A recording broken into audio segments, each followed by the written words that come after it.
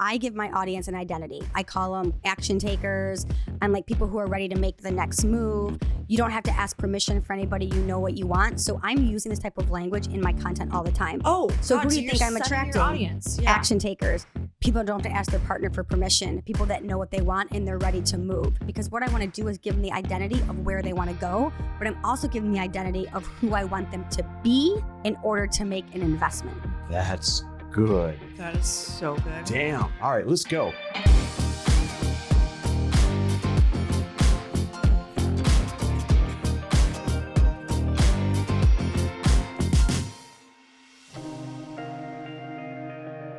Jillian, welcome to the podcast.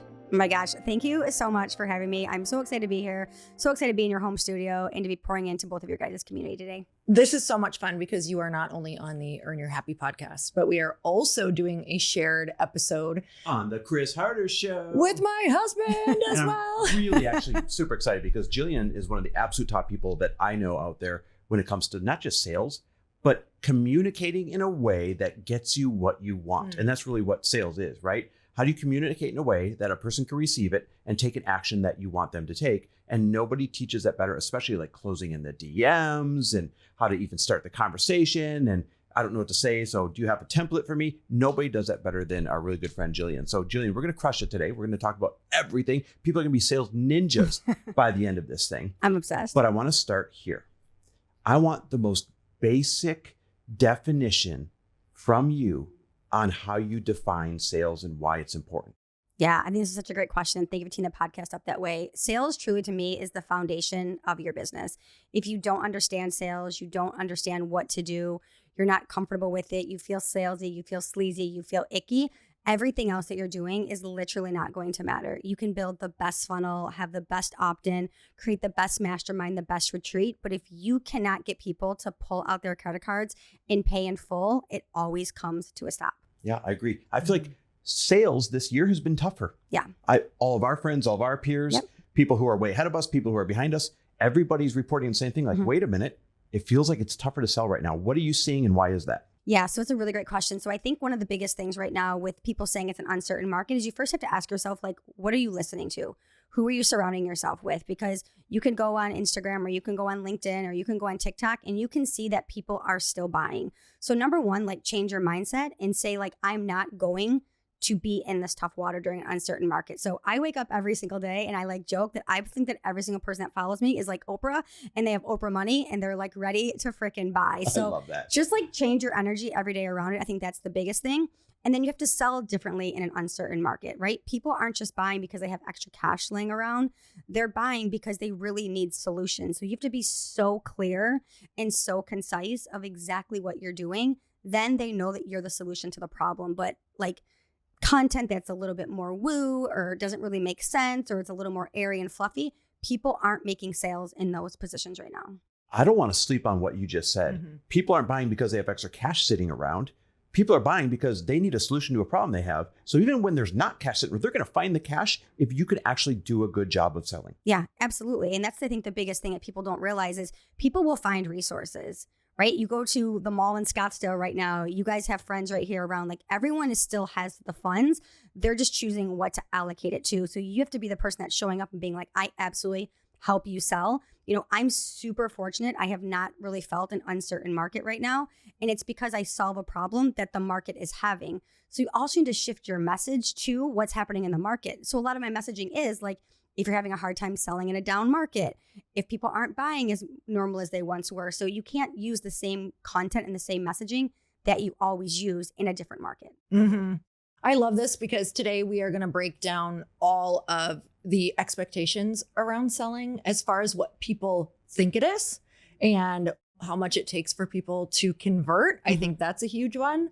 And just how much trust that you have to build and what that looks like. So I'm so incredibly excited for this conversation today because I think most of what is even holding people back is they have a really false expectation around sales and that it's going to be easier. Yeah. People should just know what they're talking about or that they think they're being clear. Yeah. And it's insane how much Chris and I have to put into sales training all the time. And when we listen to you, we learn something new every single time because you really have an art to being in these conversations. As much as you do, you learn so much because you really are in these conversations every day, hundreds of conversations, sometimes thousands if we're talking about the people that you help, if you're really looking at how many conversations you're having. And you guys, this becomes a technique that you can absolutely do.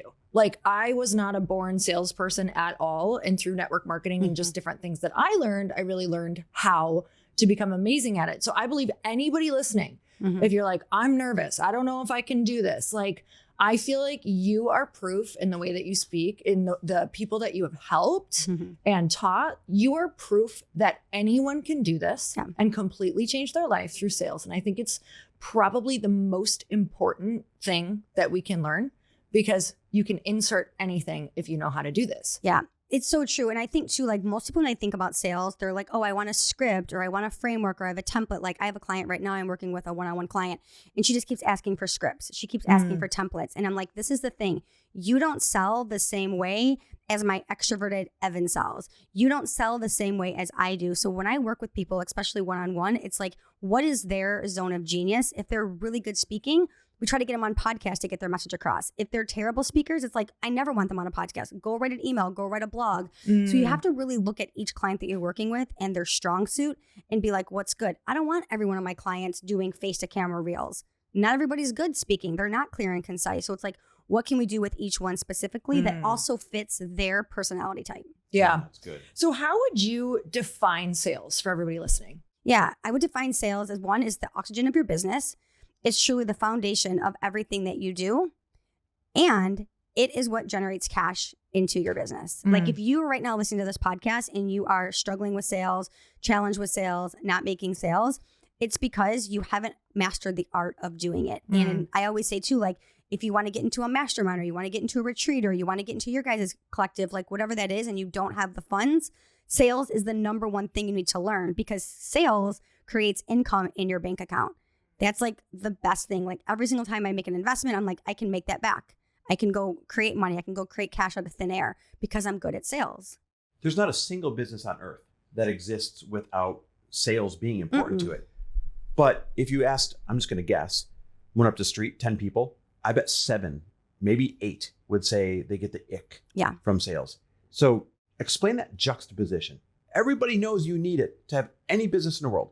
Hell, I wouldn't own a single thing in the world unless somebody sold it to me. No. Yet 8 out of 10 people are going to be like, oh, I get the ick from it. Yeah. So I think it's such a great question, because so many people have to go back to like their roots of like why they have a bad feeling with sales, right? So maybe they went into a grocery store as a child and they wanted a piece of candy or a piece of gum, and their mom was like, hey, we can't afford that. So they already aren't in like an abundance mindset, or they've grown up like needing more and not having more. So it's usually rooted somewhere different, or they've been sold in a way that doesn't feel good to them and they think that's how they have to sell. So maybe they were in a luxury shoe store, or they were in a car dealership, or whatever it was, and they were like, ooh, sales doesn't feel good. It just didn't feel good for how that person delivered it. Totally. I've got to ask, do you have a story growing up or anything that had an imprint on you where you're like, oh, that was a really icky feeling with sales? Yeah, so it's funny. I don't have an icky feeling of sales, but I always tell this story. I'm from Detroit, and we went to this Eastern market every single Saturday. And there's all these booths out front, and there's all these vendors, thousands of vendors. And I'm walking by, and I don't even like cinnamon rolls. Like, I'm not a fan of cinnamon rolls. And this guy was like, I have the world's best cinnamon rolls. You have to come over here. And he sold me on these cinnamon rolls. This cinnamon roll was $14.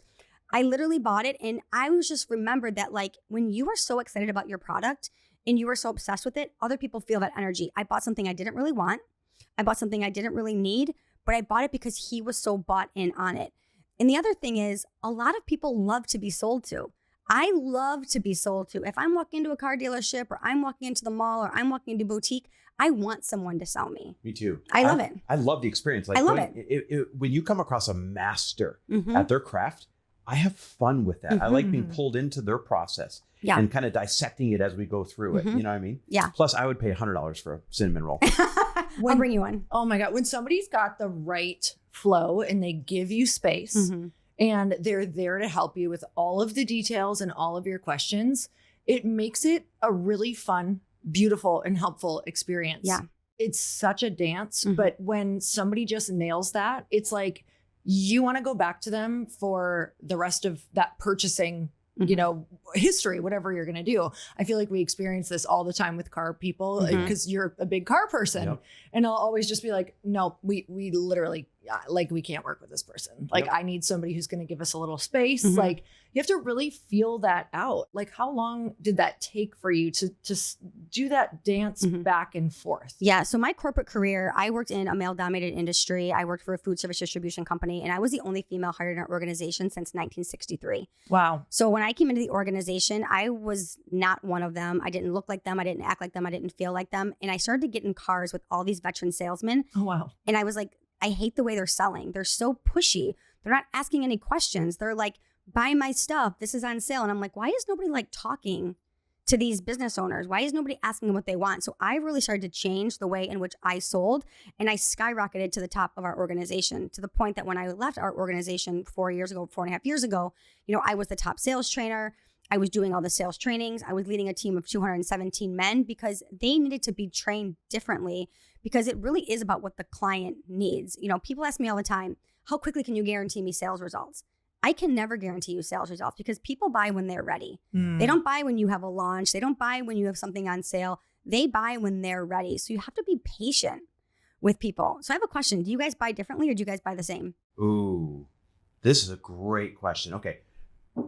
I buy emotionally. I'm an emotional buyer. Same. I buy for the dopamine hit. Yeah. I buy because it gives me a feeling or an experience of like reward or thrill. I don't really need much, but when I buy, it's because I'm looking for that experience. Yeah, I'm definitely an emotional buyer. Like, I'm in or I'm out, and like there's no amount. There's really not a big amount of convincing. I'll sit back and listen to what they have to say, gather my own data, and decide.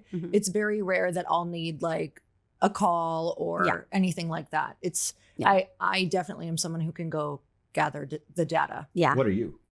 I'm a dominant buyer, 100%. I've never gotten on a sales call with somebody to buy a program or a mentorship or even anything. I mean, even Chris, I've invested, you know, for the last 4 years with you. And it's like, I've never had to like read a sales page. I've never had to do it, because what I know is like what I'm searching for. The content speaks to the problem that I have. And then I'm like, okay, he's the person. And I also ask myself, do I genuinely like this person before I invest in them? That is a like massive question that I ask myself. Like, could we be friends in real life? Could we go to brunch? Could we be stuck in a kayak together? And if those, we're going on a kayak, Chris. Yeah. So if those things couldn't work, then like, it doesn't matter how good of a coach they are. We're just like not energetically aligned. What kind of buyers are there out there? Like, categorize them for me. Tell me that. Yeah. So there's actually 4 main type of buyers. Number 1 is analytical. I call it like analytical Anna. Analytical. Is this Nick? Yeah. Yeah. Okay. This might be Nick. This is 100% Nick. It's usually the engineers, the doctors, the data drivers, the tech Virgos. people, Virgos. I'm a Virgo too, which is funny. But all of those type of people, they want all the details. You can't give them enough. They're going to need more time to think about it. They're going to need time to research it. They're going to go and do all this thinking. Like, that is them. And the best thing you can do with an analytical Anna is actually give them more space. Because what we think is like, okay, do you have any more questions? Do you need anything? But they're trying to process it. And they're never going to be people that buy on the spot. So the best thing you can do is like give them their space. Great line you guys can take from this podcast is, if somebody says like, hey, I think I need a week to think about this, you should be like, perfect. I love that you want to think about this. I'm actually going to give you about 10 days, few extra days inside of there, and I'll check back with you in 10 days. Because then their sales resistance is like totally down. So we should call it analytical, because these are the Nick, people you're that are so anal about all the details. Yeah. They get in their own way. Yeah. So that's a main buyer. And people think they're actually really hard to sell to. They just want information, right? But if you're a dominant seller, like I'm a dominant seller, these people can be frustrating because they have a lot of questions and you're like, let's just freaking go, right? So that's why, even like we can talk about it later, like why I sell in the DMs versus calls, because your personality type really needs to match. So then there's like driver Diane, dominant Diane. She is someone who is usually a little egotistical. She knows what she wants. She wants to run the sales call. And this is he or she's. They want to run the sales call. They know what they want. They're driven and they're just like, hey, take me to what I want. I might be a Diane. Yeah. I literally we recently just bought some furniture, and the same thing. I walked in. The guy was like, hey, can I help you? I'm like, I'm looking for a big comfy couch that I can take a nap in, that it's cream. Please walk me over to it. He literally walked me over to it. He's like, do you want an ottoman? I'm like, yes, add an ottoman. He's like, this is the easiest sale I've made all month. I'm like, because you literally listened to what I want, took me exactly to it, and I purchased on the spot. Mm-hmm. Wait. This is you, babe. What'd you call this one? Dominant driver. Okay. This is me. Sometimes it gets to a point where I'm a little bit embarrassed. Or, like, let's say we're house shopping. Lori will, they set these appointments. It takes forever. Lori will walk in the front door and be like, nope, all set. Yep. I'm good. And the realtor's like, well, don't you at least want to see it? Like I said that. She's like, nope. Yes. I know. Or we'll walk into a store. Wasting time. Yeah. Wasting time. And she'll walk in and they're like, oh, nice to meet you. They do the song and dance. And Lori's like, oh, nice to meet you. Okay, nope, I'm good. And I'm like, babe, you can't just say, nice to meet you, I'm good, and turn around and walk out. But she does. I'm being nice, but I'm also like, we've got one day. I'm the same way. To decorate a home. Yes. Yeah. Like, and we're not going to be every besties. second. So No. get it. I was the same way when I was purchasing my house. My mom would go with me and I'd like walk in the front door and I'd be like, I'm good. She's like, Jillian, that's so rude. See the rest of the house. I'm like, I don't need to see the house. I don't want it. I don't like it. I don't like the front. Let's wrap this up and go to the next one. Don't you feel like you're saving them time too? I Yeah. mean, they're about to walk Technically, me you through are. a whole experience. We don't want that. To be like, not for me. Like, You actually are being kind by being that decisive. Mm-hmm. I agree. Okay, I love this Next one. kind of What's the buyer? next one? Yeah, so expressive Emily. Emily is all over the place. She is a person that will usually ask you for the link or say I'm all in, and then she literally ghosts you, you cannot find her. You guys probably have this person right now in your DMs or in your sales calls, and you're like, what is going on? She's so unsure of herself, so she's very unsure of her decisions. So if you have people in your audience right now that are ghosting you or they're not making decisions, I would get really clear on your content and quit calling them things that make them feel more unorganized. So quit using the words like overwhelmed, exhausted, anxious, chaotic, because you know what you're doing? You're calling in anxious, chaotic, overwhelmed people, and those type of people aren't making decisions quick. Oh God, that's so good. Interesting. I've actually never thought of that. Okay, so I want to walk down that rabbit hole for a good. second because we hear a lot to use the language that your audience is using. Yeah. And so is that But it's backfiring there. Yeah. right? But is that you're trying to switch your audience out then if you're like, okay, I don't want this type of customer anymore, even if my audience is telling me that? Yeah. So for an example, I give my audience an identity. I call them action takers and people who are ready to make the next move. You don't have to ask permission for anybody. You know what you want. So I'm using this type of language in my content all the time. Oh, so God, who do you you're think I'm setting attracting? your audience. Yeah. Action takers.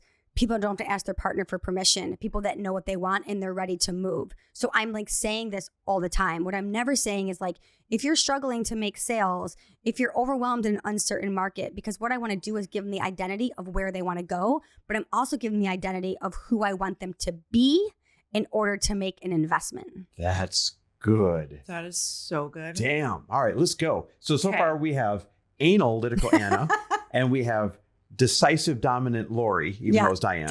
I'm going to start saying Lori on my webinars now. What's the next one? We had expressive Emily and then amicable Amber. And amicable Amber, she is just the person that just wants to be your friend. She is probably never going to buy. She's just hanging out. But the thing about them that's so good is they will be your super fans. And you need to collect people. I say in business, you need to have clients, collaborators, and cheerleaders. And Amber are going to be your cheerleader. So collect them. Be their friends, get to know them. They might never buy from you, but they're going to be your raving Huge fans. advocates. Huge advocates. I was just on a podcast recently with Priya Patel. She spoke last year at Powerhouse Women. And she was like, I've never been in your program. I've never joined any of your programs, but I could literally sell it word for word, and I'm obsessed with you. So I don't need her to make a couple $1,000 investment. I mean, it'd be great if she did, but I don't need her to. I need her to tell everybody else. Yes. Follow Jillian Murphy. Go over to Jillian Murphy. Listen to her podcast because she is a Amber who's just a super fan. Which I love. Weird question. Should you hook someone like that up? Hey, here's the program for free, or here I want you in it because they're such an advocate, or is that just a bad move? I think you can. I think if it's a good fit, then I would. I also think it's a case by case basis. I'm really not big on trades. I'm also not really big on bartering services between entrepreneurs. And I'm really not big on giving people things for free. But I do see where that could work in that place. Yeah, good advice. So social media has changed so much in the past year. What is a good strategy for selling right now? Yeah. So love this question when it comes to selling on social media. So number one is I think for a long time, B-rolls were such a trend, right? They were such a trend. Everybody was doing them, but you really stick into what I call the sea of sameness. If you're a gut health practitioner and we all see you making your morning smoothie, it's so does every other gut health coach in the market, right? If you're a fitness coach and you're showing us your squats, it's yes, so does everybody else. And you have the same text on screen. So I think the number one thing right now that you need to be doing, especially in an uncertain market, is grabbing your phone, turning it around and doing face to camera content. Face to camera content is going to make you look like an expert. It's going to make you seen. It's going to create authority. And it's also going to stop the scroll. People are also going to decide very quickly from a face to camera reel if you're for them or not, right? Mm-hmm. People are like, oh, I like her energy, or I don't. She's a little direct. She's a little funny. People are going to really connect with you in a face to camera video that they're not going to connect with you with on a B-roll. You just did a call because you're one of our incredible coaches Thank in you. the Mentor Collective Mastermind. You just did a call on this, and I was sitting, rocked the call. rocked the freaking call. And I was sitting there listening to that particularly because I'm working a lot on my content right now, Mhm. our content together as well.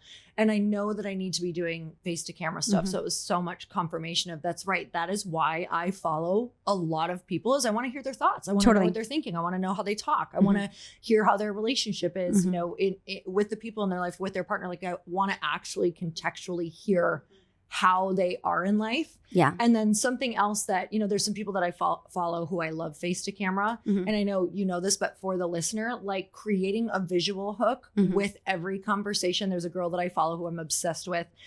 But of course I don't know her handle right now off the bat. I'll put it in show notes, but she constantly has an iced coffee in her hand Yeah. or is stirring it or putting a straw into Yeah. it or opening a can of something.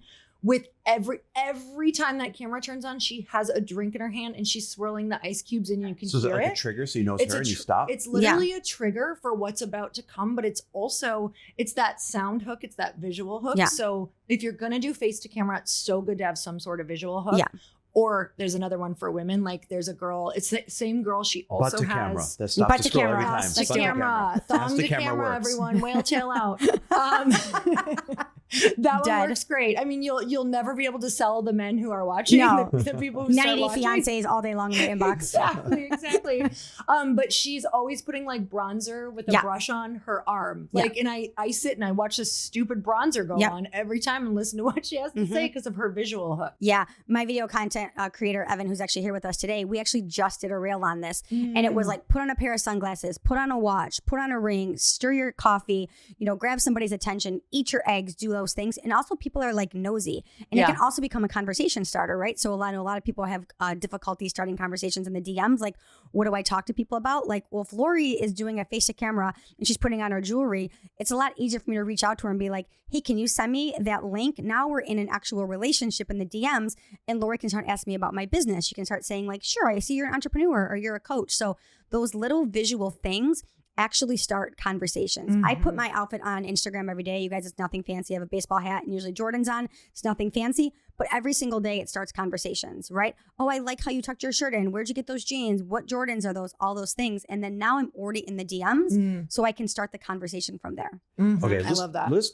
kind of talk about closing in DMs, selling in the DMs, because there's an art to it. And there's two people I put on a pedestal as being the best at doing this. You and Dan Martell. Thank you. You two guys just crush in the DMs. That's a pretty good pedestal. Yeah, I'm Right? pretty excited. Yeah. And it's Dan's amazing. I've gone through his funnel. He's amazing. right. Like, and I'll be honest, like, do this in a way that's kind of coaching me because I feel weird or don't know where to start selling in the DMs. How do I start the conversation? Like, if someone asks me, I'm fine selling in the DMs. Yeah. But how do I even begin this conversation? How do I sell in the DMs? Like, break it all down for us. Yeah. Without sending eggplant emojis. That's how I started. Like, do you like eggplant? I don't know. Yeah, I don't know. Totally. So number one, I created a totally free thing for you guys on the podcast. You guys go to dmstarters.com. It's literally 20 ways to break through DM conversations. Awesome. If you're like not comfortable and you're just like, I don't want to say like nice shirt or heart somebody's thing, like use this freebie. It's totally easy. Wait, that's awesome. What is it? dmstarters.com? Yep. And I made it specifically for the show. Oh my Amazing. God, that's so good. Okay. Thank you. We're putting it in show notes just so That's you guys can freaking go awesome. check that out. Yeah. So the first thing that I say is that really selling in the DMs is like a 2-part framework.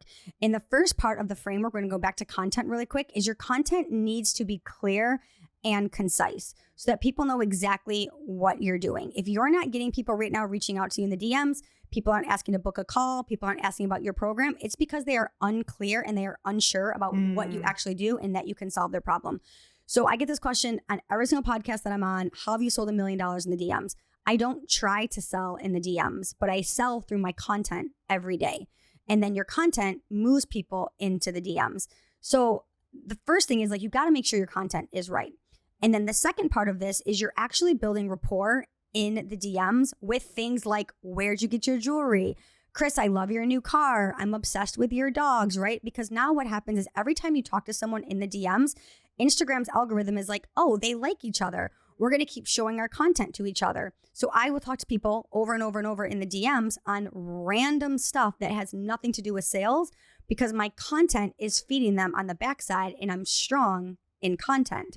Wait, I really want to clarify here. So people that you probably earmark as a potential customer, you start warming up that algorithm by having conversational interactions long before you ever sell in the DM.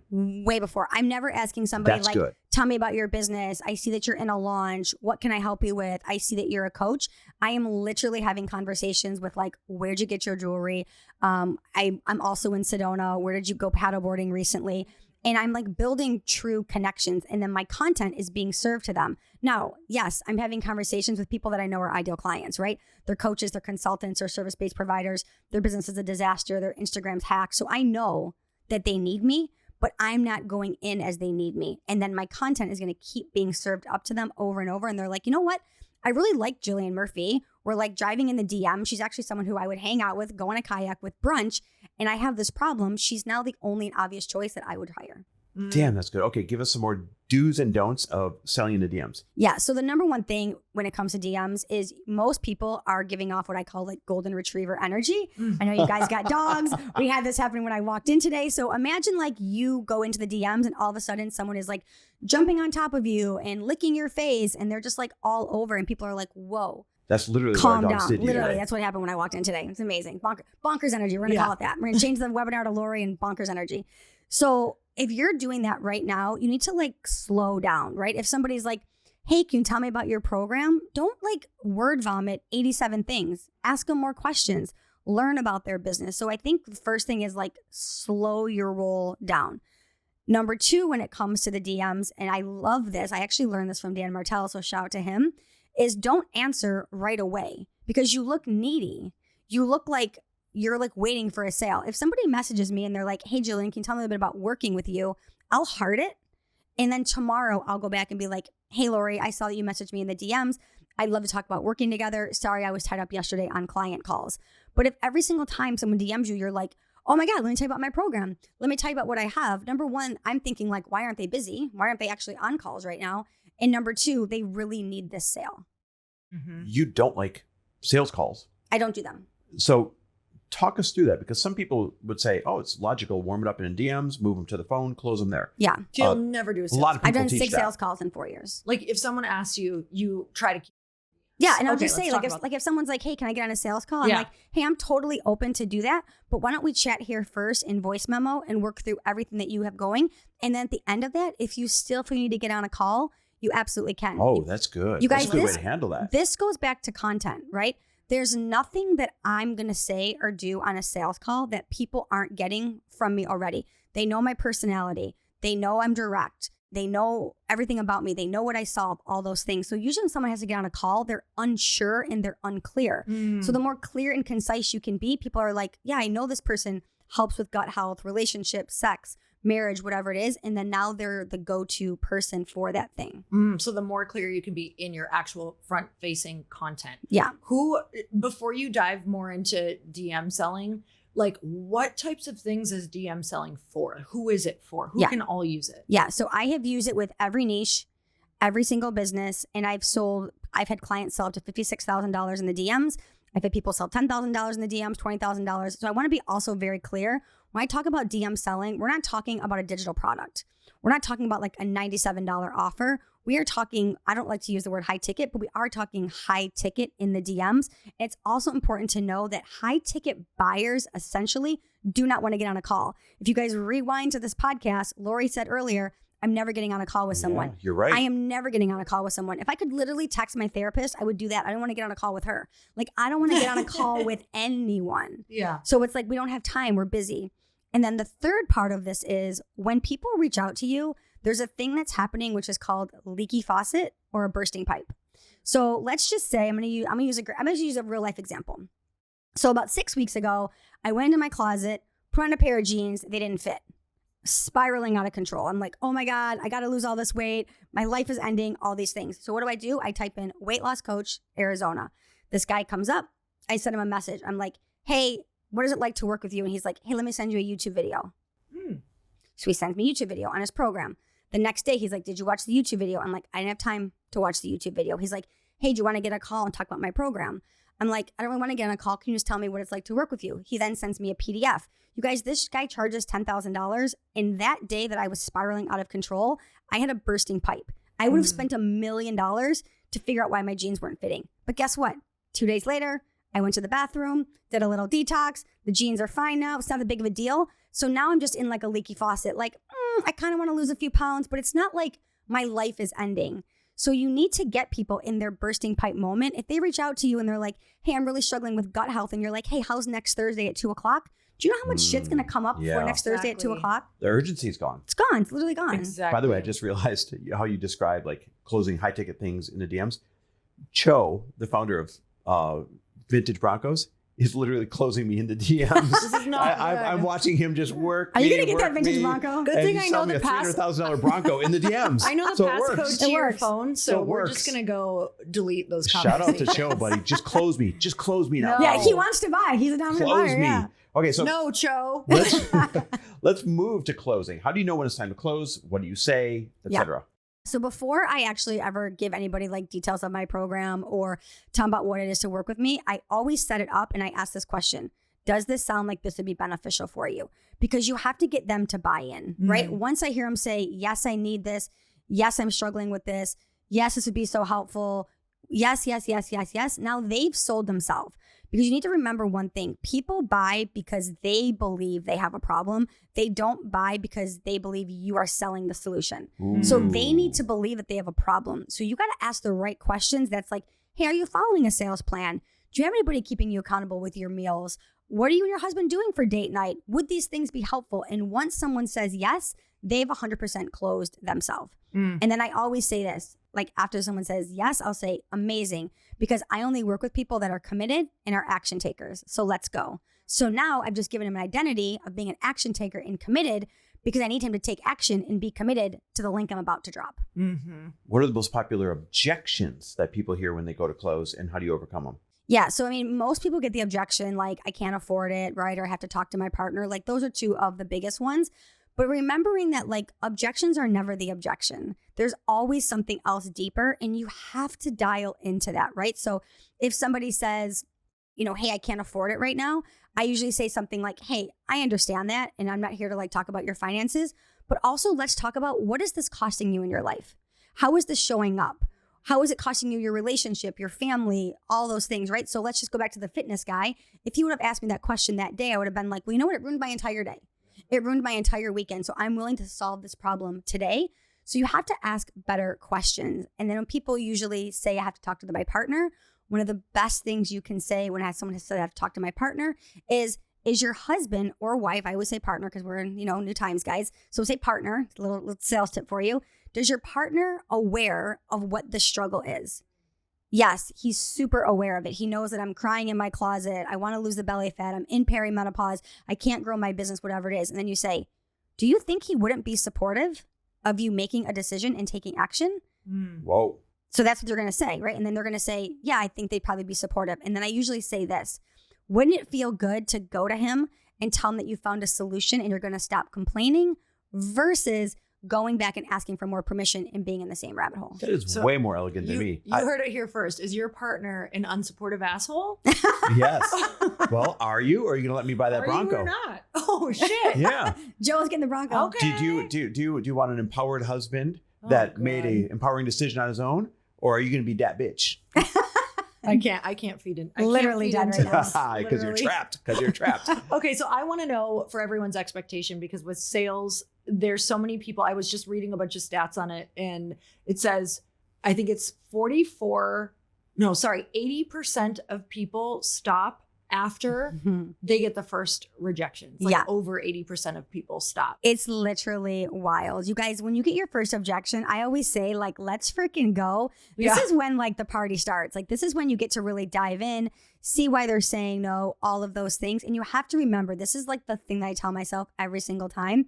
When someone is saying no to my programs, my products, and my services, they are saying no to making more money. They are saying no to growing their business. They are saying no to clarity. They are never saying no to Jillian Murphy. They are saying no to themselves. So what I'm going to do is I'm going to go over here and serve these people who are ready, because that person does not want to grow. So I never take it personal. Mm-hmm. That's really good. Okay. Anything else in the DMs before we switch modes here?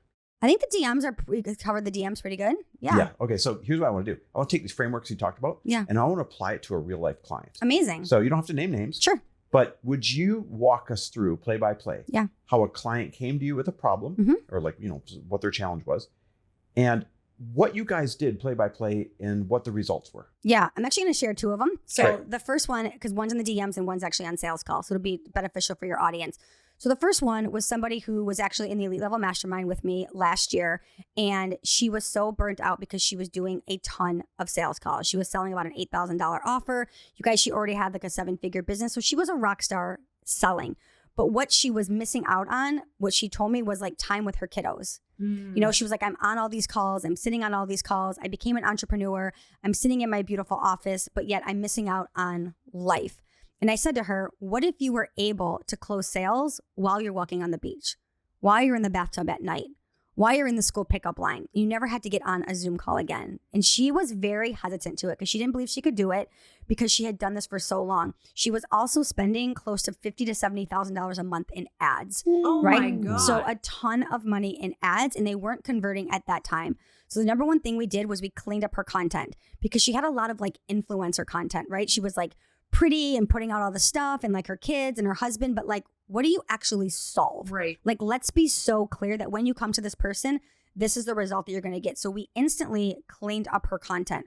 From there, people started to come in to her DMs and say like, hey, I see that you have this going on. I see that you have this offer. So what she would say is, yes, let's talk about this through the DMs. So right now, if you're getting on sales calls, it's because you are telling your audience that you do sales calls, right?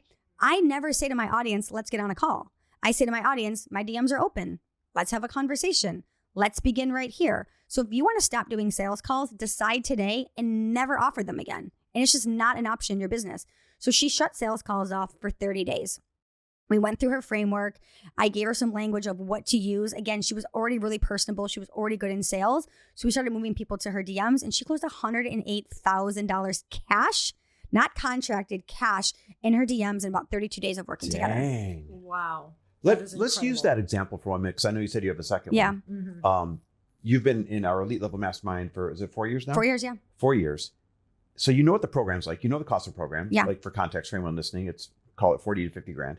Could I really sell that without getting on sales calls? Because every year there's a 2-month span of my life that is chaos, because I do all the sales calls and then I do all of those strategy sessions with the people that say yes. It blows my mind that you do those sales calls. Well, it blows my mind because too. I see them and I'm like, I don't even think that these people probably even want to get on calls, but Chris is offering them. So it's like, what if you just said like, hey, this is the information. And this is the other thing too. Sales pages for low ticket offers need to sell at 100%. Sell at 100%. But when you have like a higher ticket item, it's actually less information to get them into the DMs and start asking questions and then go into a voice note. I bet you could sell every single spot in that mastermind next year through the DMs without ever getting a sales call and just doing voice memos. I would give anything. Okay, we're I'm going to to figure challenge that you. out. I'm Yeah. going to challenge it. We're going to work on that off. Because my biggest limiting Yeah. belief is that to make that decision, somebody needs to get on and see my charisma and let me problem solve a couple things for them. I didn't and get then on a sales close it. call with you. Interesting. I mean, Yeah. I didn't get on a sales call with Lewis, I don't think. Yeah, I didn't get on Or a a sales short call. one, maybe. Yeah, I don't remember. Yeah. I That's didn't get on a interesting. sales call for Fast Foundations. I didn't get on a sales call for the Elite. So it's really just a big limiting belief. Totally. We're going to bust it.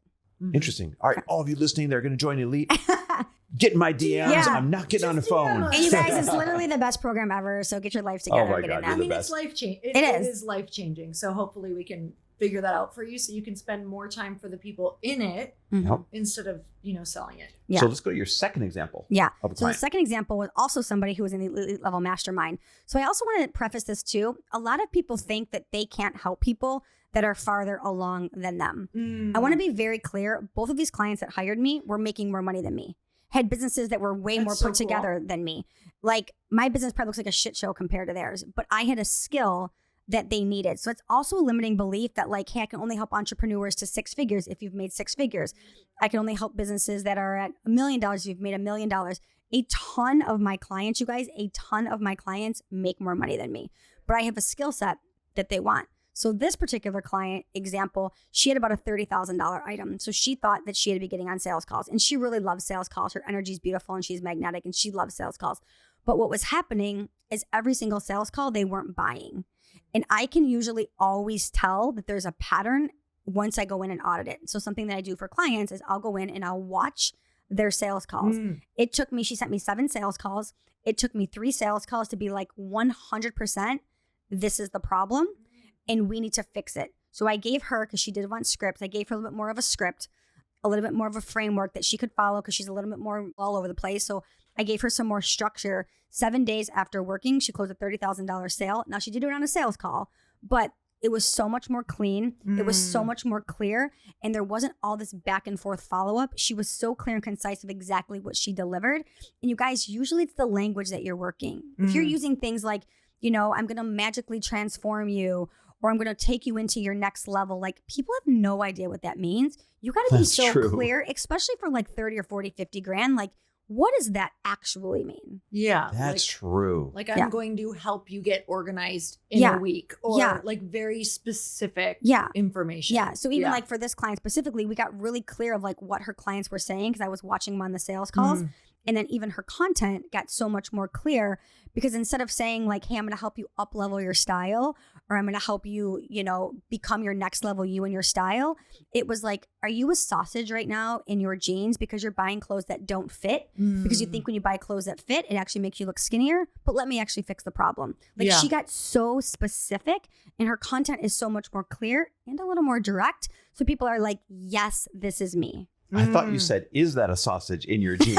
I was like, what are you selling? Like, what is this client? Like, she's selling tight underwear. Yeah, apparently. Or Enhance, it has like a built-in package to make up for the package you don't have. Obsessed. I mean, that's your next business. I'm here for it. Sausage underwear. I'm here for it. Let's go crazy on TikTok.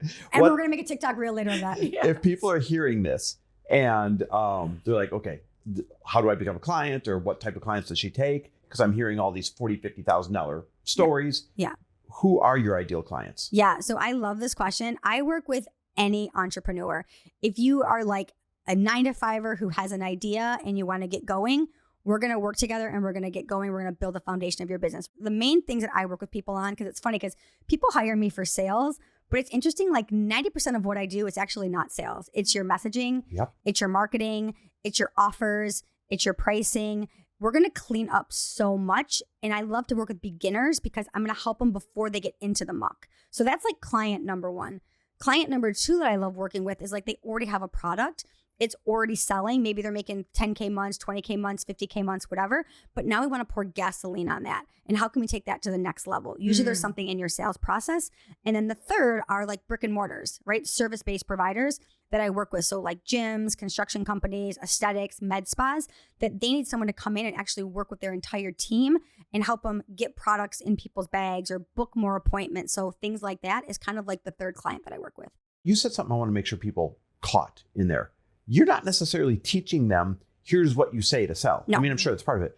You were saying you set up their environment to encourage more sales. Yes. Going all the way back to when you gave the example of, you're not selling because people aren't seeing what you have to offer in your regular content. So you got to start that sales. You got to set people up to be a buyer long before you ever think about actually selling. Yeah. So for an example, people will come to me, and this is the one I get all the time, is like, hey, I'm currently in a launch right now and nobody's buying. What do I do?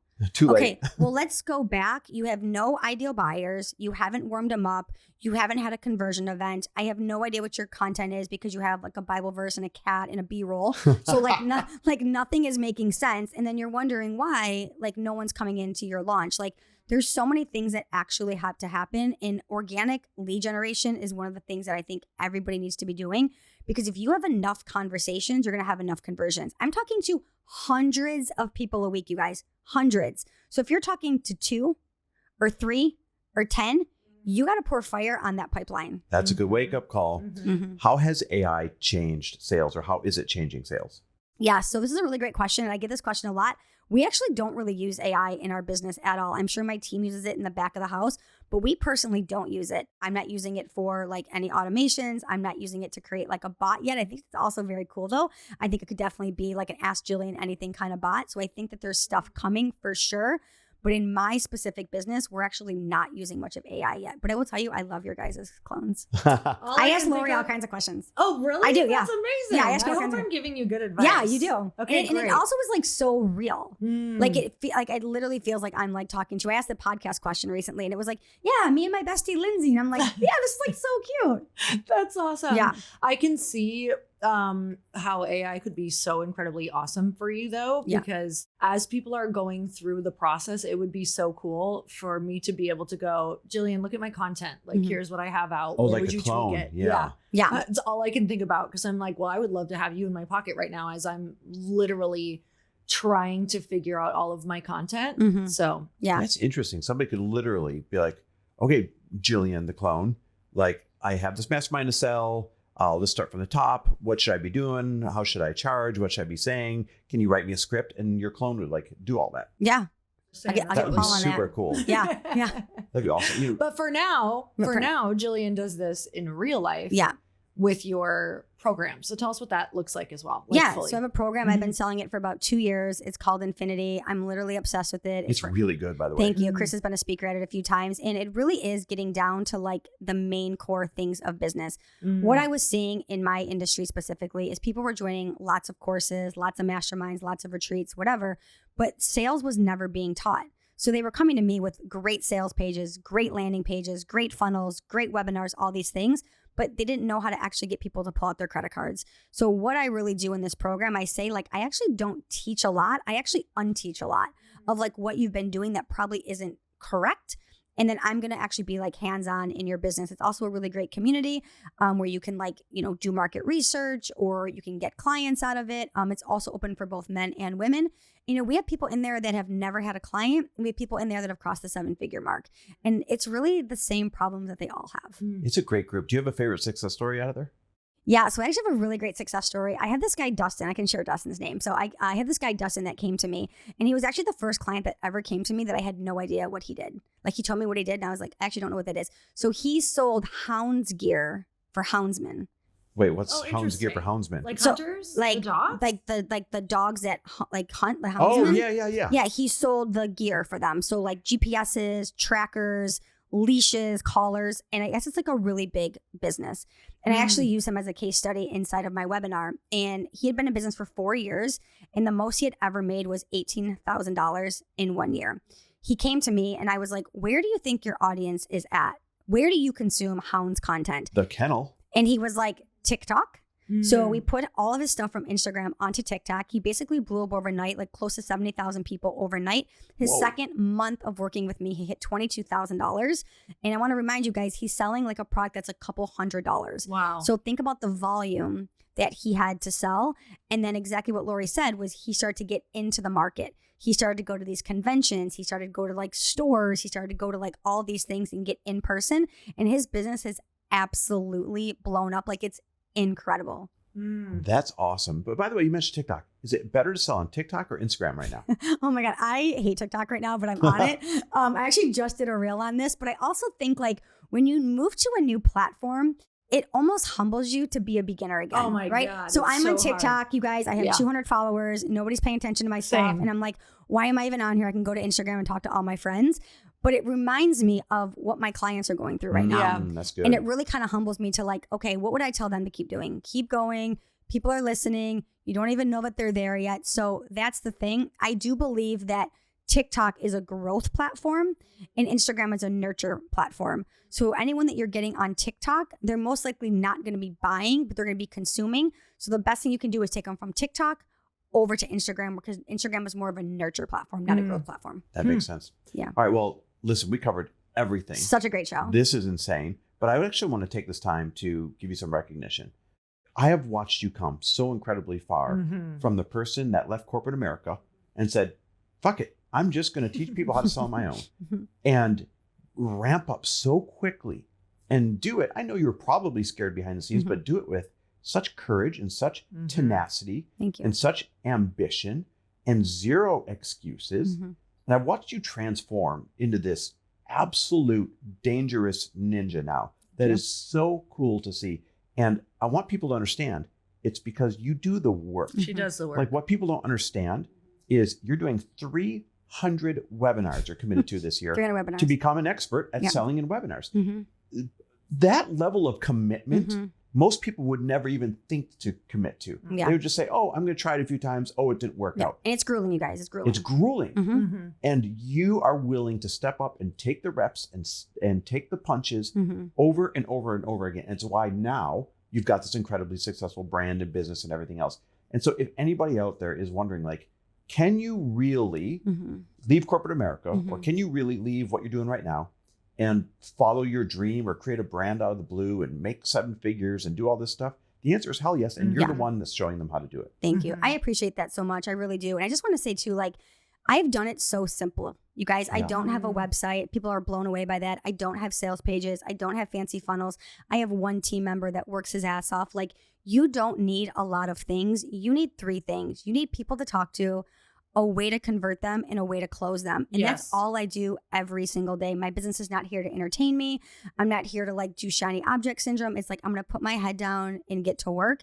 And that's why it's there. And I also just want to say too, like, I remember when I first met you guys, I was like, one day I had this list. It was like, I have 3 podcast lists, easy, dream, and hard.